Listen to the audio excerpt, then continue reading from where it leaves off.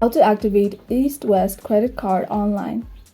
So you need to go to the official website, and that is eastwestbanker.com. So go ahead and type that on any browser.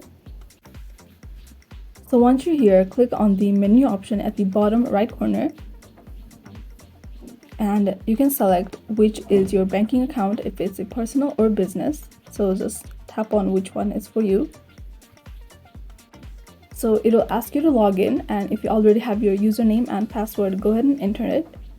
If not, go ahead and click on sign me up. So go ahead and scroll down and click on this I have read, and go ahead and click on continue. And it will ask you if you have a debit or prepaid card. Go ahead and click on yes. So all you need to do is enter your card number and the PIN, which is at the back of your card. And then once you've done it, click on confirm.